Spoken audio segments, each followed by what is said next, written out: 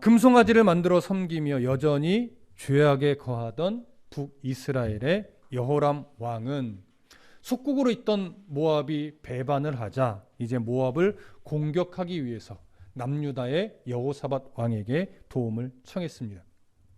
이 당시 남유다의 여호사밧 왕은 북이스라엘과 결혼 동맹을 맺어 있는 상황이었고, 또한 그 이전에 모압이 한번 이스라엘을 남유다 쪽을 공격한 적이 있어서 그것에 대해서 복수하고자 하는 마음을 사실 가지고 있었습니다. 그래서 하나님께 묻지도 않고 그런 마음들이 이렇게 다 섞여져서 이 북이스라엘의 여호람 왕의 요청을 그대로 또 수용해 버렸습니다. 그래서 전쟁에 참여하겠다라고 대답을 해 버렸죠.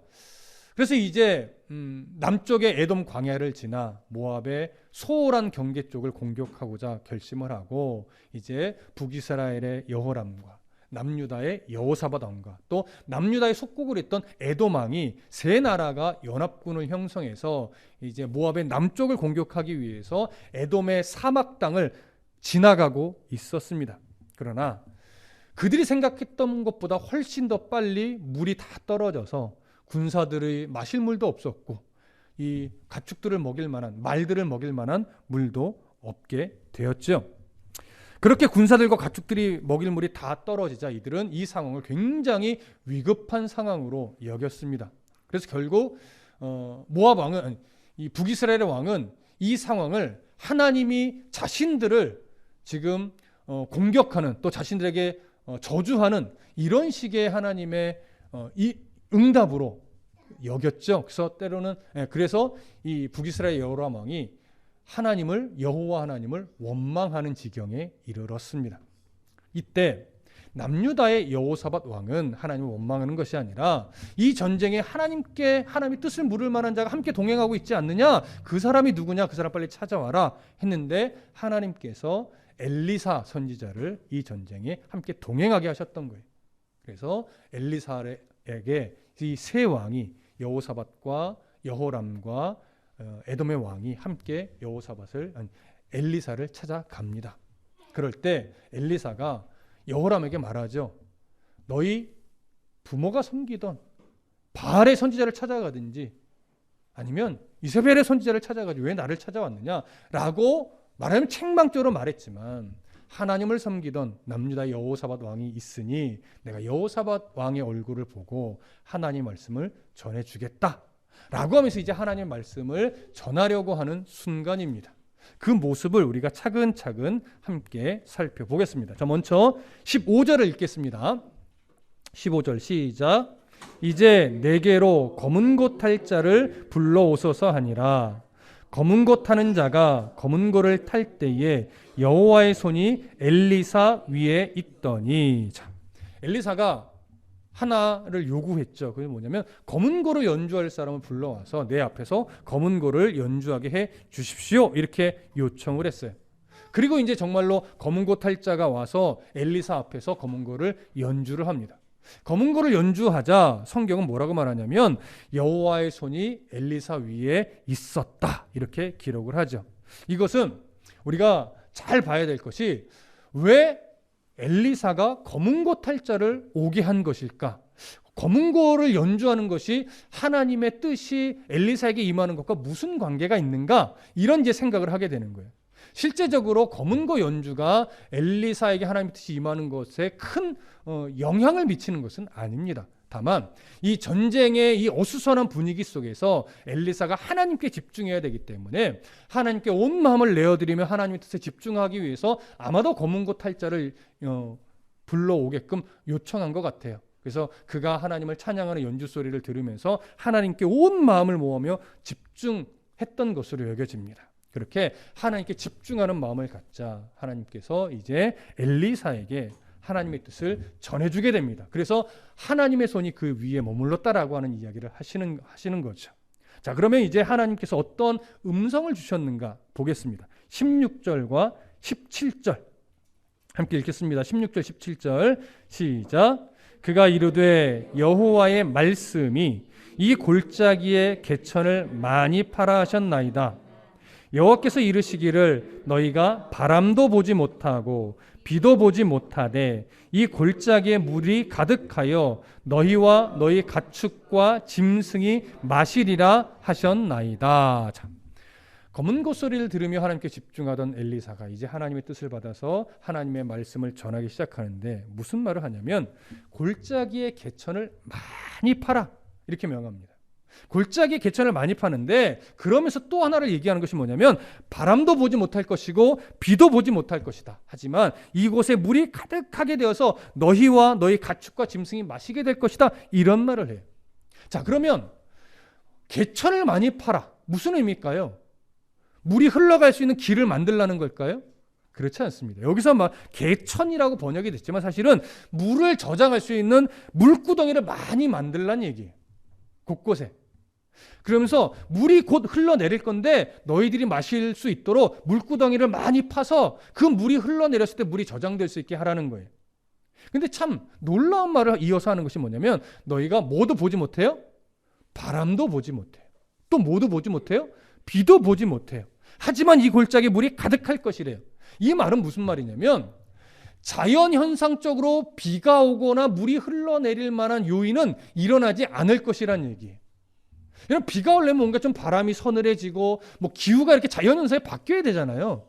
근데 비가 올 만한 자연 조짐이 전혀 없을 것이고 실제로 비도 내리지 않을 거란 얘기예요. 이 말은 당시의 상황이 물이 말라서 도대체 비가 갑자기 폭우처럼 쏟아지지 않는 이상 위에서부터 물이 내려올 수 없는 상황이라는 거예요. 그런데 하나님은 그런 자연현상이 전혀 동반되지 않는다 할지라도 얼마든지 이곳으로 물을 흘려보내실 수 있는 하나님이라는 거죠. 실제로 하나님께서 물을 주시는 주권자이고 바알이나 이런 우상들이 뭐 자연을 움직인다, 비를 내린다, 풍요의 신이다 이런 말들을 하지만 실제로 물을 주실 수 있는 분은 오직 누구밖에 없다는 거예요? 여호와 하나님밖에 없다는 거예요. 자, 이런 말을 들을 때 여호사밧 왕이든 여호람 왕이든 에돔의 왕이든 이 말이 사실 이해가 될까요? 그들은요, 바알에게 만약에 비를 위해 제사를 드린다라고 하면 항상 뭘 봐요? 기후가 이제 바뀔 거야. 어디선가 바람이 불어올 거야. 그러면서 이제 비가 내리겠지? 이런 식의 기대를 갖는 거예요. 그런데 그런 자연현상은 전혀 없을 거래요. 그런데도 물이 내려올 거래요. 왜냐하면 지금 아까도 설명드렸듯이 이때의 기후 상황은 절대 비가 내리지 않고서는 물이 위에서부터 내려올 수 없는 때예요. 그런데도 엘리사는 바람도 없고 비도 내리지 않겠지만 분명히 물이 내릴 거라는 거예요. 자, 놀라운 말씀을 증거할 때 아마도 이 세 왕은 엘리사의 말이 믿어지지 않았을 겁니다. 그래서 좀 추측해 보기는 구덩이를 열심히 파다가 잠시 머뭇거리지 않았을까? 왜? 이 말이 이해가 안 되니까, 믿어지지 않으니까 잠시 머뭇거리지 않았을까? 이렇게 생각을 합니다. 그래서 이제 엘리사가 그 세 왕들을 바라보면서 또 한마디를 해요. 그것이 18절에서부터 20절의 내용입니다. 함께 볼까요? 18절에서부터 20절의 내용 시작. 이것은 여호와께서 보시기에 작은 일이라 여호와께서 모압 사람도 당신의 손에 넘기시리니 당신들이 모든 견고한 성읍과 모든 아름다운 성읍을 치고 모든 좋은 나무를 베고 모든 샘을 메우고 돌로 모든 좋은 밭을 헐리이다 하더니 아침이 되어 소재 드릴 때에 물이 에돔 쪽에서부터 흘러와 그 땅에 가득하였더라. 자, 엘리사가 왜 이것은 여호와께서 보시기에 작은 일이라 이런 말을 했을까요? 왕들이 아마도 좀 주저하며 뭔가 좀 잘 믿지 못하는 분위기가 보이니까 이렇게 말하는 겁니다. 너희들이 지금 믿지 못하지만, 왕들이 지금 믿지 못하지만 이 일은 하나님께서는 너무나 작은 일이다라고 하는 거죠. 여러분, 실제로 이 세 왕과 함께 진군하던 군사들의 모습을 생각해 보십시오. 처음에는 이 정도 군사력이면 모압 충분히 이길 수 있겠다. 에돔의 사막 그래, 우리면 충분히 건너갈 수 있어. 아마 이렇게 여기고 첫 발걸음은 아주 당당하게 걸어갔을 거예요. 근데 그 당당함이 그저 사막을 걸어간 지 그저 7일도 되지 못해서 물이 없다라고 하는 이 이유 하나만으로 모든 사기가 다 꺾였어요. 그리고 하나님을 원망하는 입술이 됐단 말이에요. 물이 부족한 거 하나 때문에 모든 그들의 계획이 다 망가진 거예요. 그런데 하나님은 하나님에게는 물 주는 것, 기후가 바뀌지 않고 비가 내리지 않아도 물 주는 것쯤은 하나님 입장에서는 그냥 작은 일이라고 이야기를 하죠. 그래서 덧붙여서 뭐라고도 말해요? 모압 사람도 너희 손에 하나님이 주신다고 약속했다. 이 얘기를 하는 거예요. 하나님의 시선에서는 물 주는 것, 모압 사람을 상대로 전쟁에서 승리하는 것, 하나님은 별거 아니다라고 하는 것이죠. 이 말은요, 잘 들으십시오. 하나님은 지금 북이스라엘에게, 또 남유다에게, 또 에돔에게 모압을 상대로 전쟁에서 승리를 주는 것, 하나님 이것의 목적이 없어요. 왜? 하나님 입장에서는 너무나 쉬운 일이니까. 그럼 이 전쟁을 통해서 하나님은 뭘 보여주고 싶은 걸까요?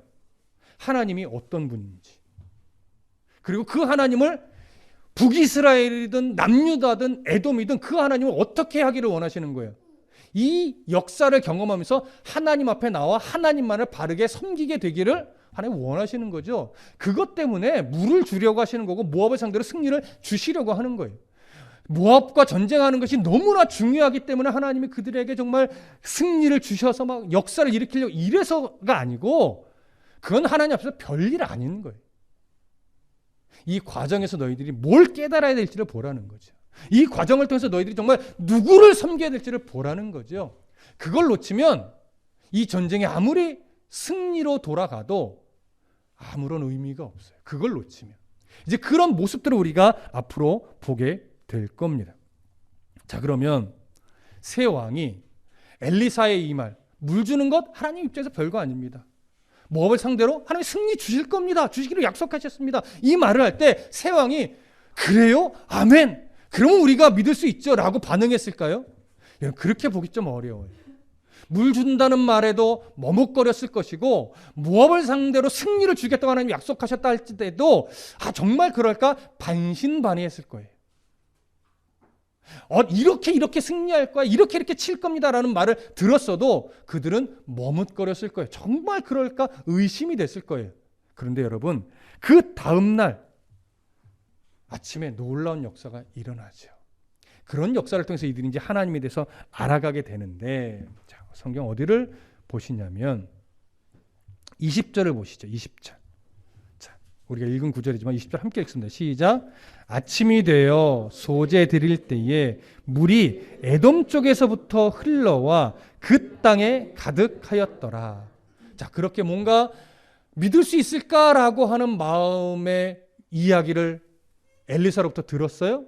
그래서 그날 잠이 들고 이제 이른 아침이 됐죠. 아침에 소재 드릴 때 하나님께 제사를 드렸을 거예요. 아마도 제사를 드리고 나니까 정말 물이 에돔 쪽에서부터 흘러내려오는데 졸졸졸 흘러내려오는 것이 아니라 아주 흠뻑 물이, 엄청난 양의 물이 쫙 흘러내려와서 그들이 팠던 모든 물구덩이에 물이 가득가득 넘치게 된 거예요.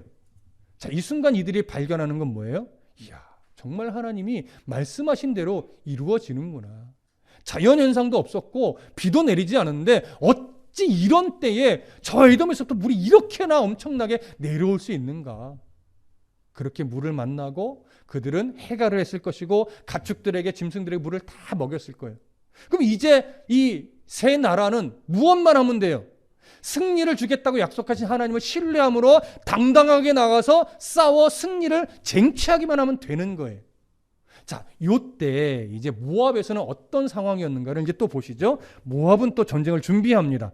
21절부터 23절까지 함께 읽겠습니다. 21절부터 23절 시작.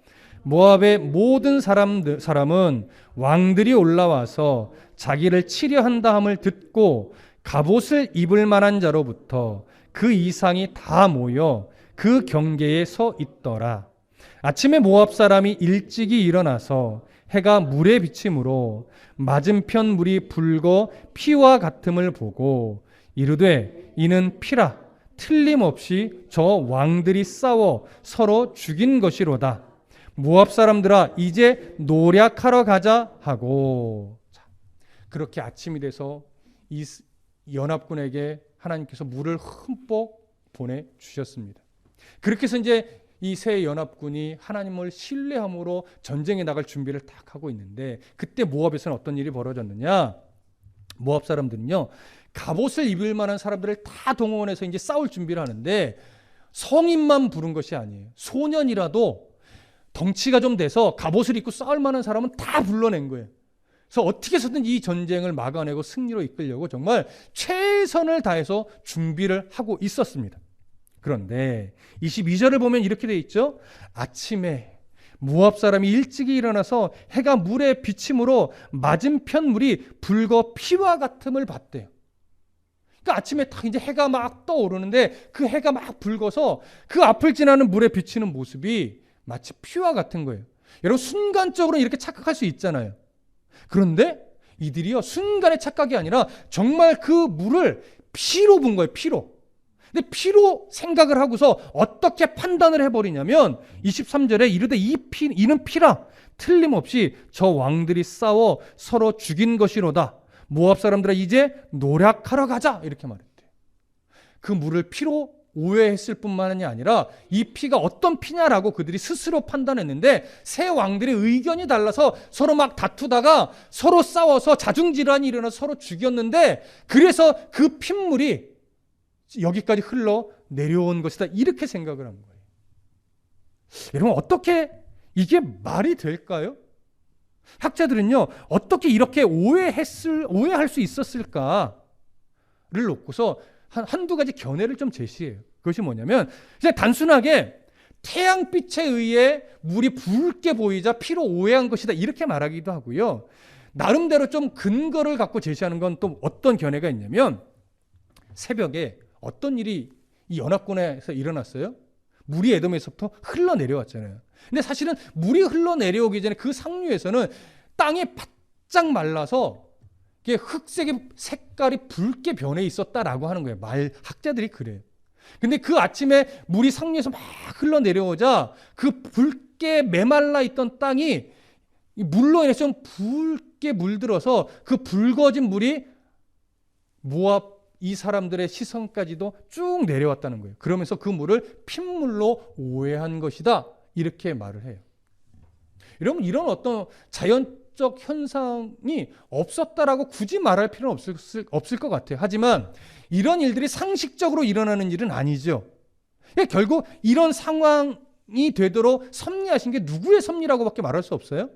이건 하나님의 섭리라고밖에 말할 수 없는 거예요. 자연적인 현상을 더 뛰어넘어서 하나님이 이 상황을 연합군의 승리로 이끌어가기 위해 모압 사람들이 착각할 수 있도록, 오해할 수 있도록 섭리하신 결과다라고 볼 수밖에 없는 것이죠. 그래서 모압 사람들은요, 그 물을 보고 새 왕이 서로 싸워서 군사들이 막 서로 막 싸우다 보니까 서로 죽이고 막 그래서 모인 피가 여기까지 흘러내려온 것이다. 이제 그들은 오합지졸이 됐을 테니 이제 우리가 나가서 싸우면 저들을 다 죽일 수 있다. 그러니 우리가 전리품을 획득하러 가자, 이렇게 말을 하고 드디어 성문을 열고 군사들이 나오기 시작을 하는 겁니다. 자, 그 장면을 보실까요? 24절, 25절입니다. 함께 읽습니다. 시작. 이스라엘 진에 이르니 이스라엘 사람이 일어나 모압 사람을 쳐서 그들 앞에서 도망하게 하고 그 지경에 들어가며 모압 사람을 치고 그 성읍들을 쳐서 헐고 각기 돌을 던져 모든 좋은 밭에 가득하게 하고 모든 샘을 메우고 모든 좋은 나무를 베고 길하레셋의 돌들은 남기고 물매꾼이 두루 다니며 치니라. 자, 여기 보니까 잔뜩 오해한 모압의 군사들이 이제 전리품을 획득하러 가자 하면서 막 성문을 열고 막 나왔잖아요. 그럼 여러분, 그 장면 한번 생각해 보세요. 전열을 가다듬어서 열과 횡을 맞춰서 정말 군사들이 차근차근 진군하듯이 그렇게 나갔을까요? 아니면 막 오합지졸로 야 전리품 획득하러 가자 하면서 막 자기들 마음대로 막 나왔을까요? 예. 전리품을 획득하러 가자, 이 말은요, 결국 저들은 이제 쉽게 이길 수 있어, 이런 말이에요. 그러니까 열과 횡을 맞춰서 막 군인답게 착착착 이렇게 나온 것이 아니라 오합지졸처럼 막 나온 모습으로 우리가 충분히 상상할 수 있습니다. 반면 실제로 연합군은 어떤 모습일까요? 이제 곧 전쟁을 벌이기 위해서 열과 횡을 맞추고 조직력 있게 딱 대기하고 있었던 상태겠죠. 연합군은 딱 대기하고 있어요. 전쟁을 위해서. 근데 모압 군사들은 오합지졸 막 나오고 있어요. 당연히 이 싸움은 누구 승리로 갈 수밖에 없을까요? 연합군의 승리로 갈 수밖에 없습니다. 그래서 오늘 성경은 뭐라고 얘기하냐면 25절에서 그 성읍들을 쳐서 헐고 각기 돌들을 던져 모든 좋은 밭에 가득하게 하고 모든 샘을 메우고 모든 좋은 나무를 뱄다 이렇게 얘기해요. 그러니까 완전한 승리로 이제 치닫고 있는 거예요. 그리고 그 다음에 길하레셋의 돌들은 남겼다라고 말하죠. 여기 길하레셋은요 모압의 수도예요. 그러니까 이 수도는 결국 다 막 초토화시키지 않고 수도만큼은 그냥 남겨뒀다는 얘기예요. 그리고 물매꾼이 두루 다니며 쳤다 이 말은 뭐냐면 이제 두려워서 막 물러나고 도망가는 이 모압의 군사들을 바라보면서 이제 아주 저격수 같은 사람, 이 사람들이 곳곳을 다니면서 나머지 막 뒤로 물러나고 숨고 도망가는 이런 사람들을 다 쳐서 죽이고 있는 상황이에요. 이 말은요 곧 모압은 어떻게 된다는 얘기예요. 완전히 패배한다는 얘기예요. 이제 막바지예요. 얼마 안 남았어요. 이제 완전한 승리를 거둘 때가 이제 왔어요. 그 무렵인데 이상한 상황이 하나 벌어집니다. 이상한 상황. 자, 그것이 26절부터 27절이에요. 26절, 27절 함께 읽습니다. 시작. 모압 왕이 전세가 극렬하여 당하기 어려움을 보고 칼찬 군사 700명을 거느리고 돌파하여 지나서 에돔 왕에게로 가고자 하되 가지 못하고 이에 자기 왕위를 이어 왕위될 맏아들을 데려와 성 위에서 번제를 드린지라. 이스라엘에게 크게 경노함이 임함에 그들이 떠나 각기 고국으로 돌아갔더라. 자, 전쟁이 거의 끝물이에요. 이제 조금만 더 하면 모압을 완전히 정복할 수 있는 그 상황이 됐습니다. 하나님이 엘리사를 통해서 말씀해 주신 그대로 되어가고 있는 거죠. 근데 26절을 보니까 모압 왕이요, 이 전쟁에서 이제 완전히 우리가 패망하게 생겼으니까 하나를 딱 생각해내는 것이 뭐냐면 칼창 군사 700명을 데리고 이 전쟁터를 뚫고 지나가서 누구를 만나려고 해요? 그렇지, 의상이랑 만나려고 한 은상이 만나려고 한 것이 아니고 에돔의 왕을 만나려고 한 거예요. 그럼 여러분, 왜 이 모압 왕이 전쟁터를 뚫고 지나가서 에돔 왕을 만나려고 한 걸까요? 사실 에돔 왕도 속국이에요. 나름대로 이 북이스라엘은 남유다든 향해서 불만을 갖고 있단 말이에요. 표출은 못해도. 그리고 실제로 모압과 에돔은 경계를 이루고 있는 맞닿은 나라라서 서로 순간순간 필요할 때 동맹을 맺어 왔었어요 이미. 근데 지금 이 상황이 이렇게 되니까 서로 적이 돼서 만났지만, 그러니까 이때 모압이 에돔 왕을 만나서 지금 이 전쟁터에 두 왕이 다 있잖아요. 북이스라엘 왕도 있고 남유다 왕도 있잖아요. 에돔 왕과 이제 협약을 하려고 하는 거죠. 야, 우리 이러지 말고 요때 우리가 다시 연합해서 북이스라엘 왕도 죽이고 남유다 왕도 죽입시다. 그럼 우리가 다 속국에서 벗어나서 더 자유롭게 살 수 있지 않겠습니까? 이런 딜을 하려고 했던 거죠. 그래서 전쟁을 뚫고 지나가려고 하는데 이게 또 뜻대로 안 되는 거예요. 모압 왕이 에돔 왕을 절대 만날 수가 없어요. 이제 답이 없잖아요. 그때 이제 모압의 왕이요, 마지막 방법을 쓰는데 그 방법이 뭐냐? 자기의 맏아들, 자기를 위해서 왕이 될 맏아들을 모압의 그모스 신에게 인신제물을 바치려고 한 거예요. 성 위로 올라가서 자기의 군사들이 볼 수 있도록, 또 연합군들이 다 볼 수 있는 곳에 딱 올라가서 자기의 아들을요 그모스에게 번제로 드리는 거예요. 불에 태워 죽이는 거예요. 엄청 잔인한 장면이에요, 여러분. 그러니까 자기의 맏아들, 왕이 될 맏아들을 신에게 바치기 위해서 불에 태워 죽이는데 그 아들이 불에 타 죽는 것을 자기의 군사들도 보고 연합군도 다 보도록 하는 거예요. 야, 이런 장면이 딱 이제 펼쳐지자 오늘 마지막 절 27절은 이렇게 이야기를 해요. 이에 자기 왕위를 이어 왕이 될 맏아들을 데려와 성 위에서 번제를 드린지라. 이스라엘에게 크게 경노함이 임함에 그들이 떠나 각기 고국으로 돌아갔더라. 전쟁이 마무리가 진 걸까요? 마무리가 지지 못한 걸까요? 마무리가 안 된 거예요. 이제 조금만 더 싸우면 완벽하게 모압을 이기게 되는데, 이 모압 왕이 자기의 맏아들을 성 위에서 번제로 태워 제물로 바치자 이 모습을 이스라엘 군사들이 보고 크게 경노함이 임해서 마지막 싸움을 안 하고요, 그냥 고국으로 돌아갔다라고 하는 거예요. 자, 이게 도대체 무슨 상황이냐? 이것 때문에 도대체 이스라엘에 크게 경노함이 임했다는 게 도대체 어떤 의미냐? 이것 때문에 학자들이 견해가 좀 갈라져요. 이런 견해가 있어요. 하나님의 진노가 이스라엘 위에 임해서 그들이 결국 승리를 하지 못하고 패배하여 돌아간 것이다. 이렇게 보는 시선도 있어요. 왜 하나님의 경노함이 임했는가에 대해서는 학자들이 이렇게 말해요. 전쟁 중에 연합군이 하나님의 심기를 불편하게 만든 일이 있었을 것이다.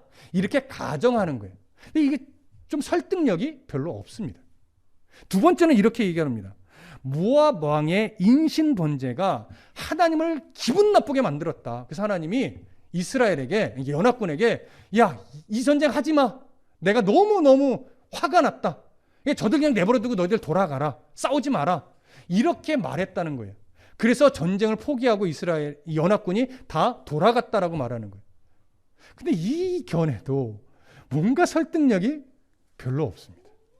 자, 그러면 어떻게 바라봐야 될까? 이게 아주 참 어려운 부분이긴 한데 여기에 이스라엘 위에 임한 경노함에 대해서 히브리어로 보니까 이 경노함이 하나님으로부터 온 경노라고도 볼 수 있고, 이게 격분함으로 볼 수 있고, 아니면 이스라엘 안에 그 인신 제사를 바라보면서 이스라엘 안에 생긴 경노함으로도 볼 수 있어요. 성경은요, 두 가지 상황을 다 써요. 경노함이란 단어를 하나님의 입장에서도 많이 썼지만 사람의 입장에서도 많이 썼어요.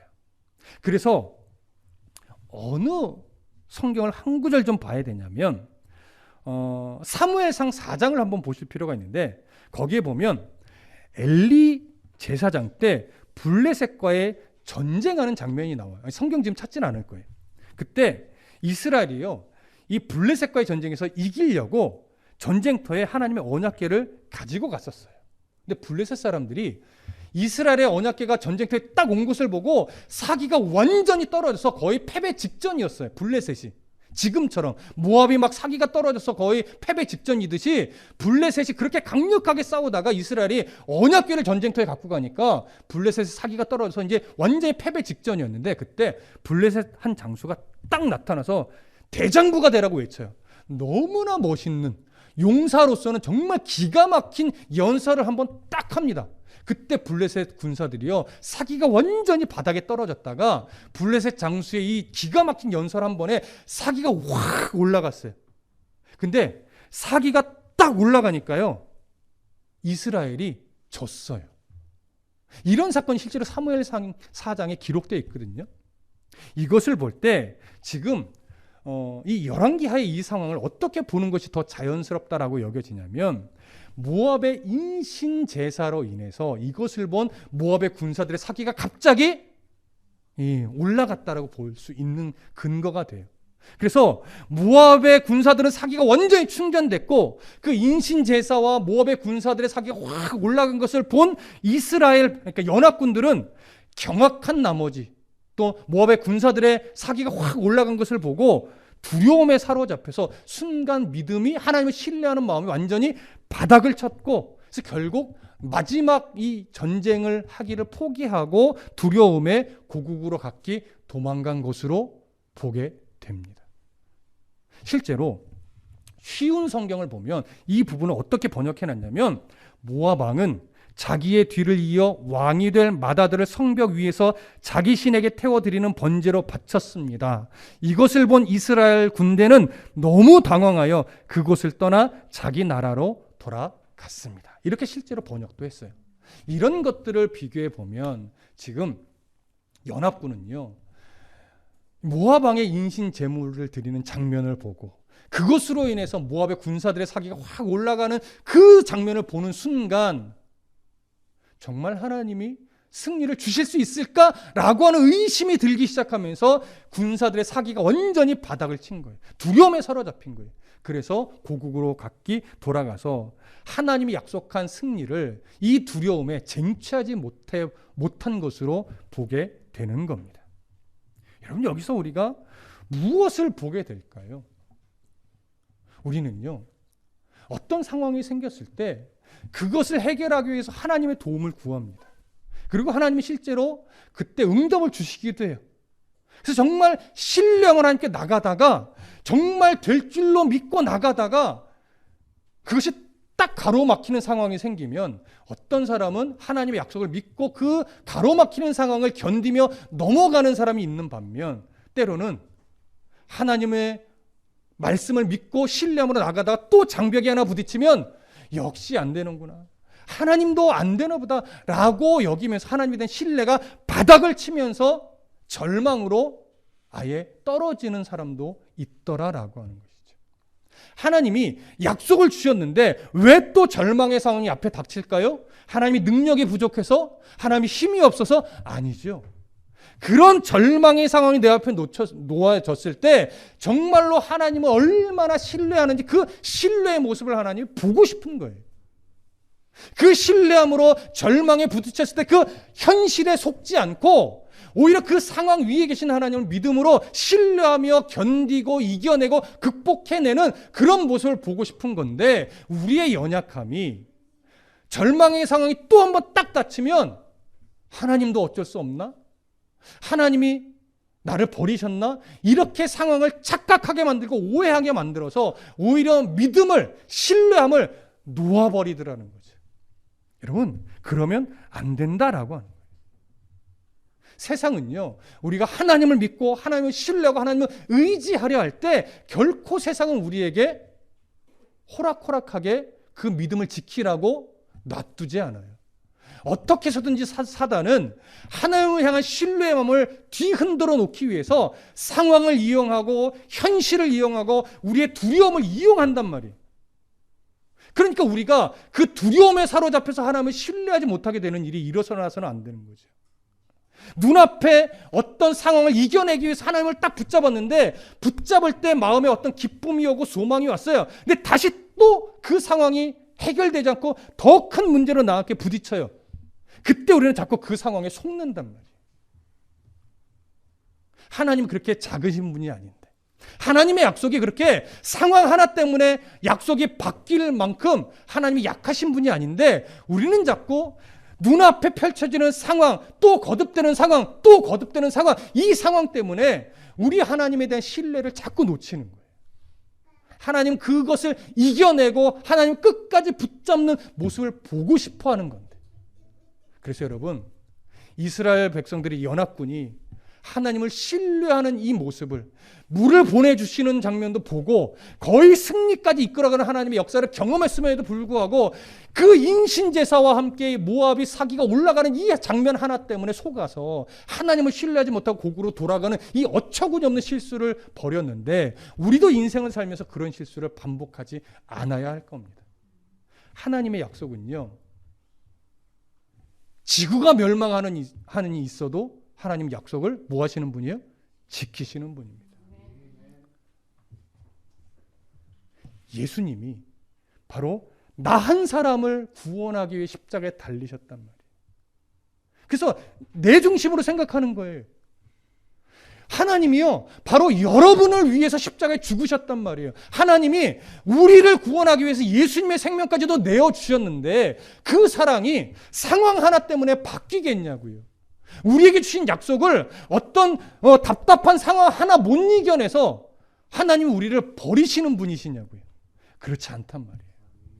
우리를 사랑하시는 하나님, 우리 자녀를 사랑하시는 그 하나님은요, 그 사랑을 우리를 성숙하게 세워가기 위한 도구로 사용하실 분이지, 능력이 모자라거나 힘이 없어서 그 상황을 하나님이 이겨내지 못하시는 하나님이 아니라는 것, 여러분 끝까지 붙잡고 신뢰하심으로 말미암아 연합군이 돌아가는 그런 어리석음을 범하지 말고, 어떤 상황이 반복해서 온다 할지라도 우리를 사랑하고 나를 사랑하고 우리 자녀를 사랑하시는 그 하나님을 끝까지 붙잡고 나아가면 하나님은요, 우리에게 믿음의 승리가 무엇인지를 알게 도우시는 하나님입니다.